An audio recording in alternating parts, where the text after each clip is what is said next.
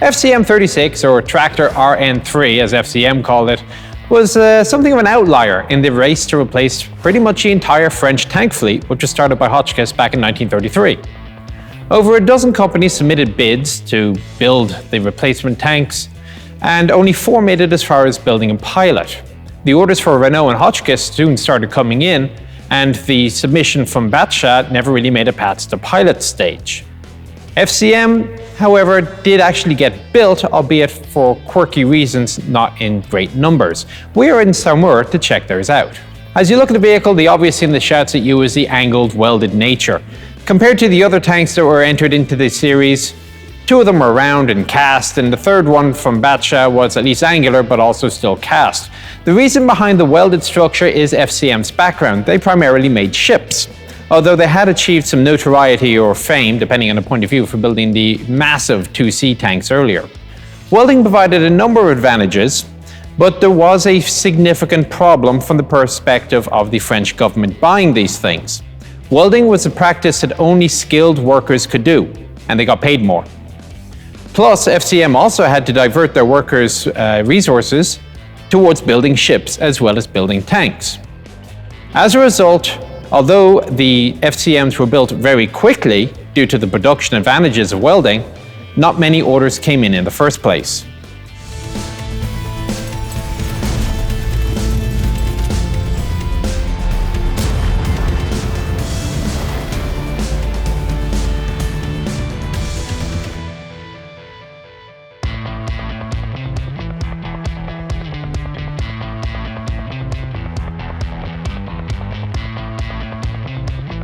As you can see, the slope is from all sides, and it sort of irritates me a little bit when people look at the T-34 and say, hey, it developed sloped armor. So, well, no, the FCM-36 would like a word. In fact, a lot of other earlier tanks would like a word, but that's beside the point.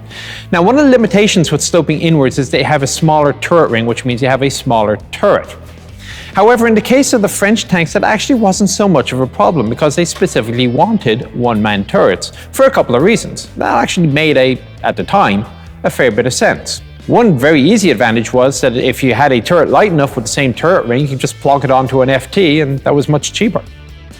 A bigger problem, though, is manpower. Remember, the France was still recovering from the massive dearth of manpower suffered after the end of the First World War. So they didn't really have many men to put into many tanks. So you could either have a few 3-man tanks or a lot of 2-man tanks. It was decided that having more 2-man tanks was better. The other advantage is that a smaller 2-man tank uses less metal. It's faster to produce, it's cheaper to produce.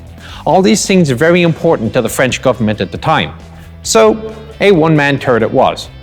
With the benefit of hindsight, this can be said to be penny wise and pound foolish.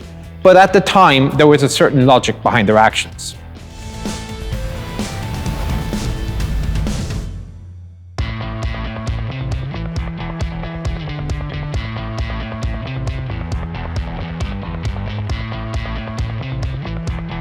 The 4-centimeter thick front hull is dominated by the large 3-piece driver's hatch.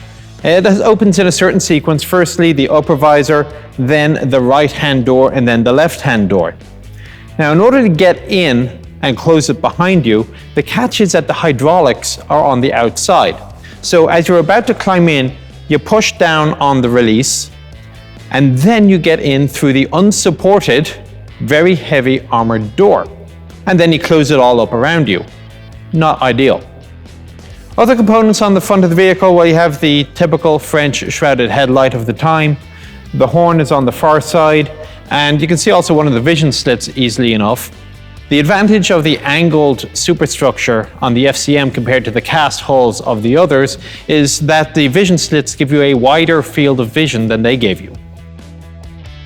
Moving back from the idler, you pass by the track tension system. It's a simple large nut on a screw, nothing unusual there. You go to the first roller, which as near as I can tell is just to fill in the gap between the idler and the first road wheel. The road wheels themselves, they are 4 bogies. Each bogie has a pair of wheels. If you look at them, they look almost like they are 2 different wheels paired together, but it seems that it's just one wheel with a groove cut in between the 2. To lubricate them, you have these little access ports here behind wing nuts. Just open up the wing nut, pull off the panel and you can access the grease points, and the pipes will go to wherever it is on the system that the grease needs to get to. Up above you can see the large mud chutes. Mud clogging was a perpetual problem with this tank. It was never entirely solved, and I'm not entirely sure why, because looking up underneath it, there's nothing but track. There were various proposals made, such as remove the rollers and replace them with skids that would give more room for the mud to fall out, or simply remove the side skirting entirely and make the inner wall thicker. Obviously it didn't happen. Last thing I mentioned is just on the upper hull, there's plenty of room for the Pioneer kits, and there is a marker light just on top.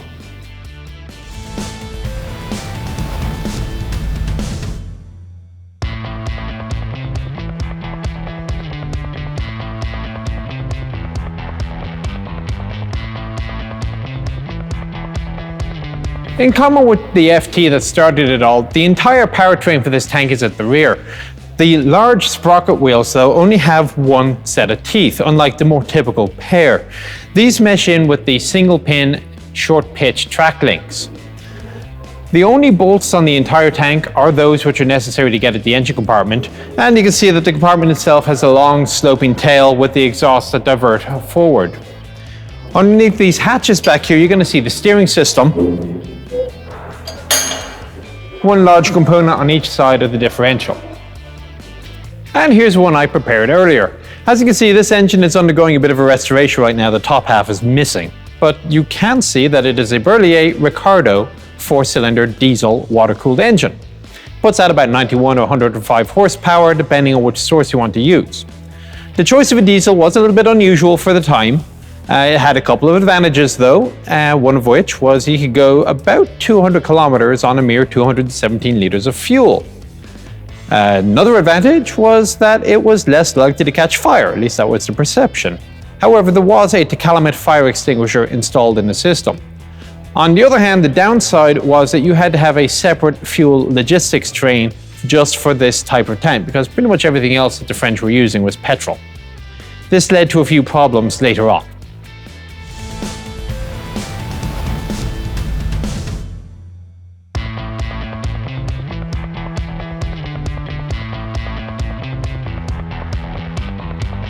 Access to the turret for the commander is by way of the large hatch door in the turret rear, pretty common to most of the French tanks of the era. Interestingly, the turret seals up sufficiently that this is the first tank to have an NBC overpressure system, and it's worth remembering the use of gas quite frequently barely 2 decades prior. The FCM's turret is considered to be more roomy than the APX as found on the Renault and Hotchkiss, and although it is a relative statement, I can easily see why. This is significantly better, and it's still bad.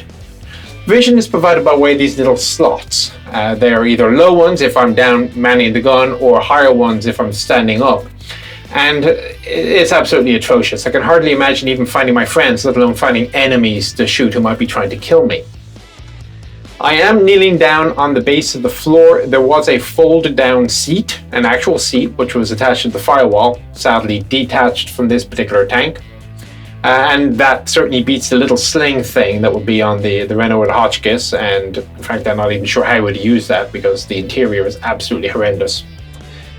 The SA-18 is the same gun as found on pretty much everything else. It is the World War I 37, very short gun, does all of about 2 centimeters worth of armor penetration with an AP round, and was simply a matter of economy. There was already plenty of ammunition in stores.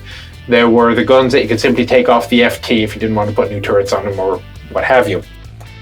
Interestingly, although this gun shares the shoulder pad and hand grip elevation system, as you would imagine with the sight here, it also has a level of traverse independent of the turret. This is fairly unique and very handy when it comes to aiming.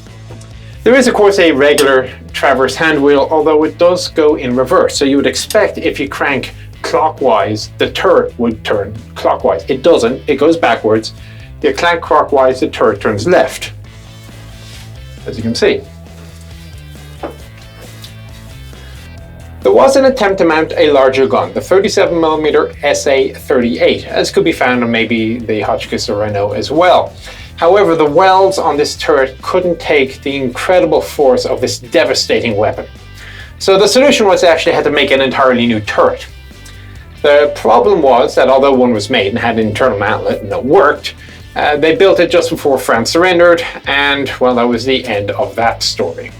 Not much else to be said here. On the right hand side would be the 7.5mm machine gun with the drum magazines. I do note that in this turret they have found room for a ready rack of 3 rounds of ammunition on the right hand side. The cupola is effectively an extension of the turret sides. It's probably made manufacturing very simple.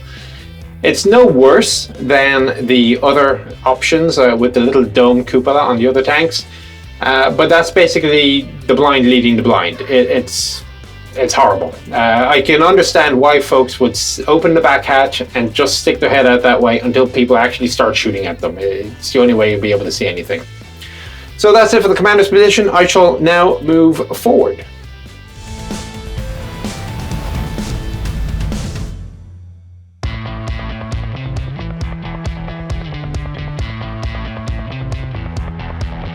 And this was doing so well as well. So one of the big advantages to having the engine and transmission at the back of the tank is that, unlike, say, the Renault, you don't have to leave the powertrain on the right hand side. It's not taking up room inside the hull. This is great. You got more room for the driver, you got more room for the ammunition, you've got more room for the radio. You could actually put an ER-54 into this if you had one.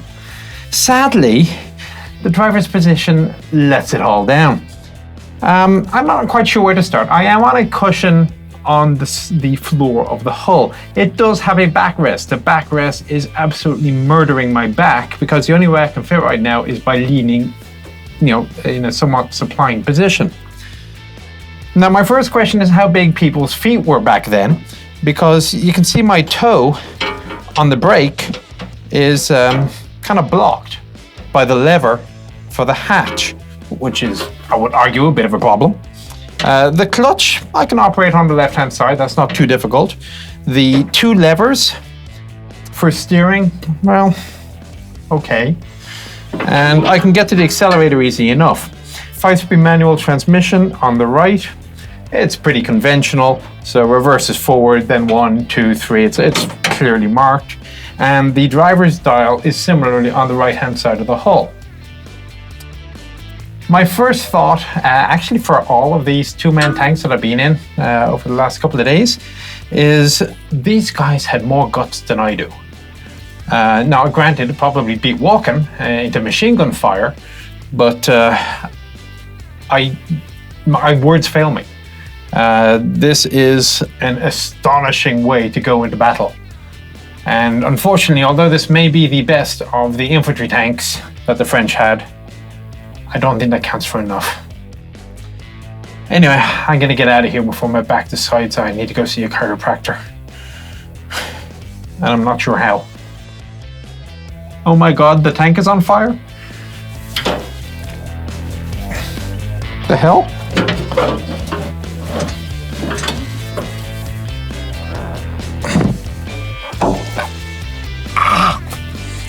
I got another 9.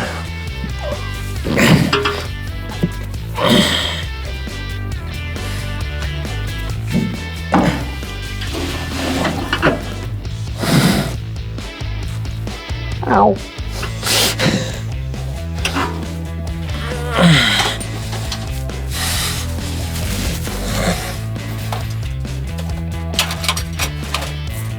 Take the microphone with me.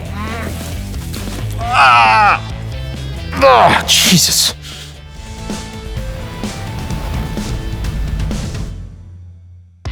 Overall, 400 tanks were ordered, although only 100 were ordered early enough to actually be built.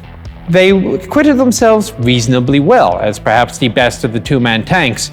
However, they did have the misfortune of being at Sedan, which did not go well for the French, regardless of what kind of tanks they had in either case.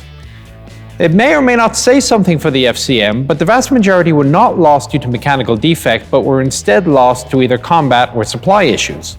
Those which were captured by the Germans ended up being converted into artillery pieces, either indirect or anti-tank.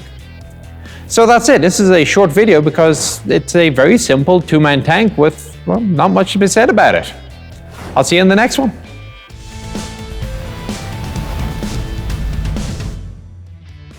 And for the Bataillon Chantigny, Batignolles Chantillon. I'll call it Batcha. I thought you guys might like to have a better view from the front, just in case the view from the rear didn't give you the exact experience of just how crowded I am. I mean, I feel like I'm, in an egg, all curled up, ready to hatch and be sprung into the world. Yeah, no. Besides, that's far too poetic for me. Just let me get out of here. Please?